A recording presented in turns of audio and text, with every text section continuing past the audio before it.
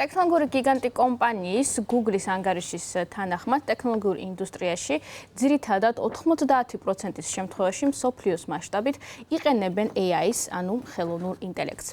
Google-ის ანგარიში ეყრდნობა მსოფლიოს მასშტაბით 5000-მდე პროფესიონალის პასუხს.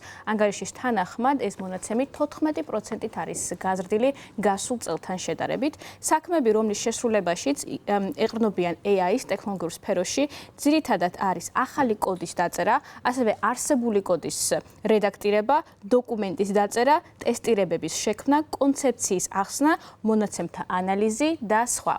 ეს ანგარიში ქვეყნდება მაშინ, როდესაც ღიად მიმდინარეობს დისკუსია იმის თაობაზე, თუ რა მასშტაბით უნდა არსებობდეს ხელოვნური ინტელექტი ადამიანების ცხოვრებაში და კონკრეტულად სამსახურში როგორ უნდა გამოიყენონ. ის კომპანია Google არის ერთ-ერთი იმ ტექნოლოგიურ კომპანიებს შორის, რომელიც აქტიურად მუშაობს ამ თემაზე, ძალიან დიდი ინვესტიციები აქვს ჩადებული ხელოვნური ინტელექტის განვითარებაში და თანდათანობით ცდილობს თავისი პროგრამული უზრუნველყოფა გადაიტანოს ხელოვნური ინტელექტის სისტემაზე. ის საკმაოდ ძლიერ კონკურენციას ეჯახება, რადგან სხვა ტექნოლოგიური გიგანტი კომპანიები, როგორც არის Microsoft-ი და ასევე კომპანია OpenAI, რომელმაც შექმნა ChatGPT, დღესდღეობით ერთ-ერთი ყველაზე წარმატებული ჩატბოტი, სწორედაც რომ ამ თემაზე მუშაობს აქტიურად და რა თქმა უნდა, ასევე ასობით და ათასობით სტარტაპი, რომელიც AI-ის გენერირების განვითარებაზე მუშაობს.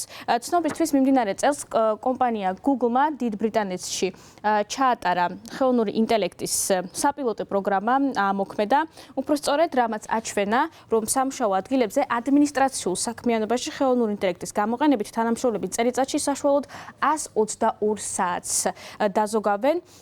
კომპანია Google-ში მიაჩნიათ, რომ უმჯობესი არის ხელოვნური ინტელექტის სწორი გამოყენება ისწავლონ სხვადასხვა სამსახურებში ადამიანებმა ჩატარდეს არაერთი ტრენინგი ამასთან დაკავშირებით, თუმცა კომპანია Google-ს არ ეთანხმება ყველა ამაში, რადგან ტექნოლოგიური სფეროს წარმომადგენლებმა, ბიზნესმენებმა არაერთხელ გააკეთეს კომენტარი იმის თაობაზე, რომ ხელოვნური ინტელექტის ბაზარი აუცილებლად საჭიროებს რეგულაციას.